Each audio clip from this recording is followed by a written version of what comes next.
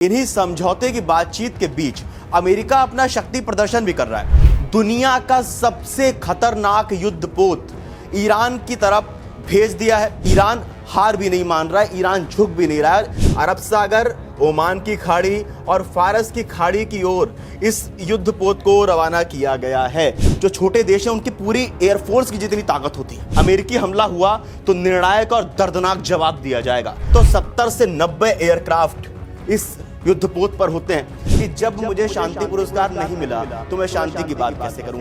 नमस्कार, मेरा नाम है मृत्युंजय और आप देख रहे हैं अमर उजाला। इन दिनों मिडिल ईस्ट में तनाव है अमेरिका और ईरान को लेकर। अमेरिका और ईरान के बीच ओमान में बातचीत भी चल रही है, शांति वार्ता की बात भी चल रही है, समझौते की बात चल रही है। अमेरिका अपनी शर्तें रख रहा है, ईरान अपनी शर्तें रख रहा है। लेकिन इन्हीं कवायदों के बीच, इन्हीं समझौते की बातचीत के बीच अमेरिका अपना शक्ति प्रदर्शन भी कर रहा है। अमेरिका ईरान पर दबाव भी बना रहा है। अमेरिका ईरान को मेंटली प्रेशर भी दे रहा है कि कितना प्रेशर ईरान झेल सकता है, कितने प्रेशर के बाद ईरान अमेरिका की शर्तें मानने को मजबूर हो सकता है। कुछ इसी तरह की खबर सामने आई। आपको बता दें कि अमेरिका ने यूएसएस अब्राहम लिंकन के बाद दुनिया का सबसे खतरनाक युद्धपोत ईरान की तरफ भेज दिया है। उस युद्धपोत का नाम है यूएसएस गेराल्ड आर फोर्ड। यह गेराल्ड आर फोर्ड क्या है, कितना खतरनाक है, कैसा है, कहां पे था, कहां से कहां भेजा गया, चलिए समझते हैं। दरअसल यह कैरिबियन सी है। कैरिबियन सी में इससे पहले यूएसएस गेराल्ड आर फोर्ड तैनात था। कैरिबियन सी में क्यों तैनात था, उसकी वजह आप ये वेनेजुएला को समझ सकते हैं, क्योंकि वेनेजुएला साल 2026 की शुरुआत अमेरिका ने वेनेजुएला पे हमला करके ही की थी। एक तरह से कहा जाए तो वेनेजुएला के राष्ट्रपति को काराकास से अमेरिका ले आए थे। अब कैरिबियन सी में जो यूएसएस गेराल्ड आर फोर्ड तैनात था, जो दुनिया का सबसे खतरनाक युद्धपोत है। अब इस कैरिबियन सी से इस युद्धपोत को आप देख रहे हैं, ये कैरिबियन सी है और एक कैरिबियन सी से इस युद्धपोत को यहां के लिए रवाना किया गया, यानी अरब सागर, ओमान की खाड़ी और फारस की खाड़ी की ओर इस युद्धपोत को रवाना किया गया है। और आपको बता दें कि इसी इलाके में Persian gulf, gulf of Oman और ये अरब सागर, इसी इलाके में पहले से यूएसएस अब्राहम लिंकन भी तैनात है। अब यहां पे अमेरिका ने यूएसएस गेराल्ड आर फोर्ड को भी भेज दिया है इस जगह पे। अब यहां से आप ये देखिए कि यहां से ईरान की राजधानी तेहरान को टारगेट करना कितना आसान हो जाएगा अमेरिका के लिए। तो इसी तरह का प्रेशर जो है वो अमेरिका ईरान पे बनाने की कोशिश भी कर रहा है। समझते हैं यूएसएस गेराल्ड के बारे में। तो ये एक एयरक्राफ्ट कैरियर स्ट्राइक ग्रुप यानी सीएसजी है। अब ये क्या होता है, aircraft carrier strike group CSG क्या होता है, तो आपको बता दें कि यह सिर्फ एक जहाज नहीं बल्कि पूरा फ्लोटिंग फ्लीट होता है। पूरा फ्लोटिंग फ्लीट कहा जाता है। इसमें बड़ा विमान वाहक पोत होता है जहां से फाइटर जेट उड़ते हैं। 4 से 6 गाइडेड मिसाइल डिस्ट्रॉयर होते हैं, क्रूजर होते हैं इस विमान पे, इस युद्धपोत पे। सपोर्ट और लॉजिस्टिक शिप्स होते हैं। एक अटैक सबमरीन होती है, मतलब एक चलता फिरता एयरबेस प्लस मिसाइल शील्ड इस यूएसएस गेराल्ड आर फोर्ड पे होता है। इसीलिए इसे दुनिया का सबसे खतरनाक युद्धपोत कहा जाता है। इसके बाद अगर हम बात करें तो 2 कैरियर ग्रुप को इस एक ही जगह में भेजने के क्या संकेत हो सकते हैं। जैसा इससे पहले हमने यूएसएस अब्राहम लिंकन पे भी वीडियो बनाया था। अमर उजाला पे आप जा सकते हैं, अमर उजाला यूट्यूब सर्च करके उसकी दूरबीन प्लेलिस्ट में आप यूएसएस अब्राहम लिंकन के बारे में भी जान सकते हैं। लेकिन यूएसएस अब्राहम लिंकन के बाद यूएसएस गेराल्ड आर फोर्ड को जो भेजा गया है, तो 2 कैरियर ग्रुप भेजने के क्या मतलब हैं अमेरिका के। तो सैन्य क्षमता दोगुनी से भी ज्यादा हो गई है अमेरिका की। वहां पर ईरान के पास में हवा से बमबारी आसानी से की जा सकती है, क्रूज मिसाइल स्ट्राइक की जा सकती है, 24 घंटे निगरानी रख सकता है America. Electronic warfare, strong deterrence message दे रहा है अमेरिका। अगर बातचीत फेल हुई तो तुरंत बड़े स्तर की कार्रवाई भी संभव है। और जिस मूड के साथ अमेरिकी राष्ट्रपति डोनाल्ड ट्रंप ने 2026 में कदम रखा है, जैसा पहले 2025 में था कि ट्रंप बार बार कह रहे थे कि हमें नोबेल पीस प्राइज चाहिए, लेकिन जब ये क्लियर हो गया कि नोबेल पीस प्राइज नहीं मिल रहा है, तो ट्रंप का खुद का स्टेटमेंट भी आया था कि जब मुझे शांति पुरस्कार नहीं मिला तो मैं शांति की बात कैसे करूं। और उसी आक्रामक अंदाज के साथ ट्रंप ने 2026 की शुरुआत भी की थी वेनेजुएला के साथ। तो अगर यह बातचीत फेल भी होती है तो ट्रंप आदेश ये भी दे सकते हैं कि आप युद्ध करिए, कार्रवाई कीजिए। पॉलिटिकल प्रेशर भी बनाया जा रहा है। पॉलिटिकल प्रेशर कैसा? क्षेत्रीय ताकतों को संकेत भी दिया जा रहा है कि ऑप्शन ऑन द टेबल अभी भी खुला हुआ है, अभी भी आप टेबल पे बैठ के हमारी शर्तें मान सकते हैं, और अगर नहीं मानते हैं तो युद्धपोत तो हमने भेजी दिया है। फोर्ड क्लास सुपर कैरियर की मुख्य खासियतें अगर हम समझें, साइज और पावर की इसकी बात करें, तो इस युद्धपोत का वजन 1,09,000 टन है। 1,09,000 टन का यह युद्धपोत है। 333 से 337 मीटर इसकी लंबाई, यानी ये जो इसकी लंबाई आप देख रहे हैं, ये 333 से 337 मीटर लंबाई है।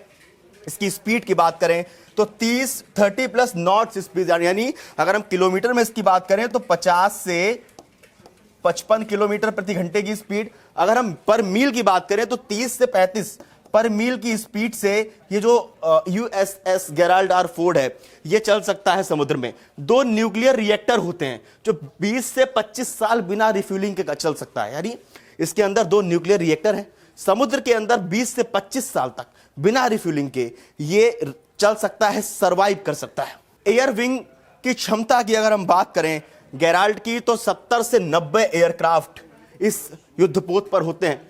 FA-18 super hornet, F-35C stealth jet इस युद्धपोत पे हैं। EA-18G ग्राउलर इस युद्धपोत पे मौजूद है। E-2D हॉकी इस युद्धपोत पे मौजूद है। MH-60 हेलीकॉप्टर इस युद्धपोत पे मौजूद है।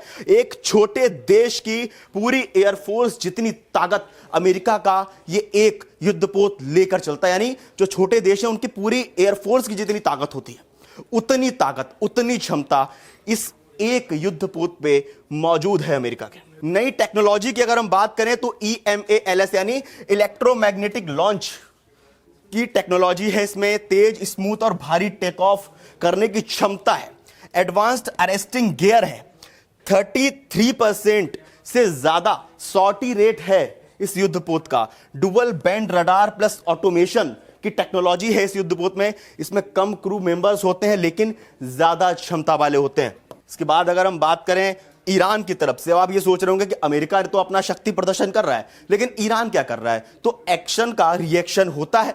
ये पूरी दुनिया जानती है कि अमेरिका के सामने ईरान की सैन्य शक्ति, सेना कम है, उतनी ताकतवर नहीं है, लेकिन ईरान हार भी नहीं मान रहा है, ईरान झुक भी नहीं रहा है। रेड लाइन की बात अभी करेंगे जो ईरान की तरफ से ओमान में कहा गया था। उससे पहले बात करते हैं सख्त बयान और चेतावनियों की। तो ईरान के सुप्रीम लीडर अयातुल्लाह खामेनेई के सलाहकार अली शमखनाई का बयान आया था। उन्होंने कहा था कि मिसाइल क्षमता गैर वार्तालाप योग्य है, यानी अमेरिका की तरफ से शर्तें रखी गई थी। शर्तें ये थी न्यूक्लियर को लेकर और मिसाइल को लेकर कि ईरान की जो मिसाइल शक्तियां वो कम करे। तो उसने उनका बयान आया सुप्रीम लीडर के सलाहकार का। उन्होंने कहा कि मिसाइल क्षमता जो है उस पर कोई बातचीत नहीं होगी। डिफेंस मिनिस्ट्री की भी चेतावनी आई, अमेरिकी हमला हुआ तो निर्णायक और दर्दनाक जवाब दिया जाएगा। संदेश साफ है, बातचीत जारी है, लेकिन सैन्य रेड लाइन भी क्लियर कर दी गई है। नोवेल ड्रिल्स की बात करें तो स्ट्रेट ऑफ होर्मुज जो कि दुनिया के ऑयल ट्रेड की नब्ज ईरान के हाथ में है। अगर हम बात करें तो इस होर्मुज जलडमरू मध्य से करीब 20 से 25% पूरी दुनिया का ऑयल ट्रेड होता है। 20 से 25% पूरी दुनिया का ऑयल ट्रेड ये स्ट्रेट ऑफ होर्मुज से होता है। लाइव फायर नोवेल एक्सरसाइज कर सकता है ईरान। स्पीड बोट मूवमेंट चल रहे हैं वहां पे। Anti ship missile firing Iran कर सकता है। संकेत क्या है कि समुद्री रास्तों पर ईरान की पकड़ है, क्योंकि होर्मुज जलडमरू मध्य ईरान के पास है, ईरान के पास के इलाके में है। डिप्लोमेसी मूव भी हो सकते हैं। ओमान और कतर के जरिए संदेश दिए ही जा रहे हैं बार बार। डायरेक्ट टॉक्स सफल नहीं हुई हैं। ईरान और अमेरिका की भी जो डायरेक्ट बातचीत हुई है वो सफल नहीं हुई है। इसके लिए जो रणनीतिक चल रही है वो बैक चैनल खुला हुआ है, लेकिन सार्वजनिक शक्ति भी अभी तक जारी है। और वही अमेरिका चाहता भी है कि जिस तरह से अमेरिका ईरान पे प्रेशर बिल्ड कर रहा है, वो चाहता है कि ईरान जो है वो हार मान ले, उसकी शर्तें मान ले।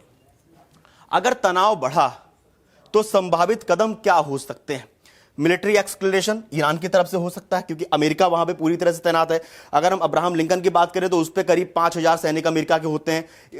गेराल्ड की बात करें तो गेराल्ड पे भी 4000 से 4500 सैनिक अमेरिका के तैनात हैं। अगर हम ओवरऑल एक रिपोर्ट की बात करें तो एक रिपोर्ट सामने आई थी कि करीब 40,000 से ज्यादा अमेरिकी सैनिक ईरान के इर्द गिर्द तैनात कर दिए गए हैं। इराक में जो ईरान का जुड़ा हुआ बॉर्डर है, वहां से सिर्फ 115 किलोमीटर की दूरी पे डेल्टा फोर्स तैनात कर दी गई है। तो अमेरिका की तरफ से तो ये प्रेशर बनाया जा रहा है। अब अगर हम ईरान की बात करें तो मिलिट्री एक्सप्लेनेशन ईरान की तरफ से भी हो सकता है।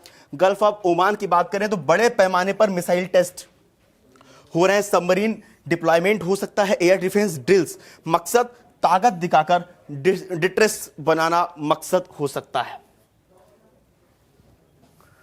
प्रॉक्सी ग्रुप्स की बात करें, क्योंकि जब भी हम ईरान का नाम लेते हैं, ईरान का जिक्र करते हैं, तो प्रॉक्सी वार का जिक्र जरूर होता है। अगर हम प्रॉक्सी ग्रुप्स की बात करें तो Houthi movement, Iraq Syria militias, संभावित एक्शन क्या हो सकते हैं? अमेरिकी बेस पर ड्रोन या रॉकेट ईरान दाग सकता है, रेड सी में शिपिंग टारगेट हो सकते हैं। डायरेक्ट जंग नहीं लेकिन शैडो वॉर ईरान कर सकता है, क्योंकि हिजबुल्ला, हूती विद्रोही, वो सब ईरान के पास एक प्रॉक्सी ग्रुप्स की तरह काम करते हैं। स्टेट ब्लॉक की धमकी, जैसा अभी हम जिक्र कर भी रहे थे कि जो स्टेट ऑफ हुर्मुज है, जहां से दुनिया के 20 से 25% ऑयल ट्रेड होता है, उसकी धमकी।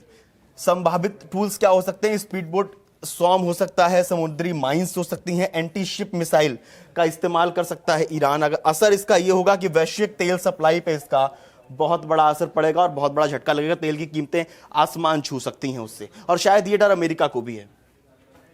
साइबर और असिस्मेट्रिक अटैक भी ईरान कर सकता है। अमेरिकी शिप्स के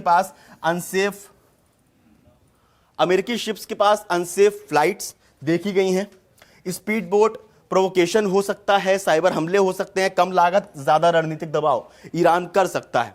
ईरान की ओवरऑल स्ट्रेटजी की अगर हम बात करें, अमेरिका के जो प्रेशर बनाने के बाद अब तक जो मामला सामने आया है वो ये है कि मुख्य फोकस जो है ईरान का, वो डायरेक्ट जंग से बचना है। क्योंकि एक तो ईरान में, अगर हम ईरान देश की बात करें तो देश के अंदर ही बवाल मचा हुआ है। अब्दुल्ला खामनेई को लेकर अभी हमने प्रोटेस्ट देखा 2025 के आखिर तक, दिसंबर 2025 में किस तरह से ईरान में प्रोटेस्ट हुआ। तो अंदर से भी ईरान के अंदर कलेश मचा हुआ है, ऊपर से अमेरिका वहां पे पहुंच गया, उधर इजराइल है ही वहां पे। तो डायरेक्ट जंग से ईरान बचना चाहता है, प्रॉक्सी वॉर से दबाव बनाना चाहता है, प्रॉक्सी वॉर से दबाव, प्रेशर बिल्ड करना चाहता है अमेरिका के ऊपर, मिसाइल और न्यूक्लियर लेवरेज बनाए रखना चाहता है। जैसा बयानों में भी साफ आया कि अगर 60-65% जो भी न्यूक्लियर तैयार कर चुका है ईरान, उसके साथ भी समझौता नहीं करना चाहता, मिसाइल्स के साथ समझौता नहीं करना चाहता, क्योंकि मिसाइल्स ही ईरान की सबसे बड़ी ताकत है।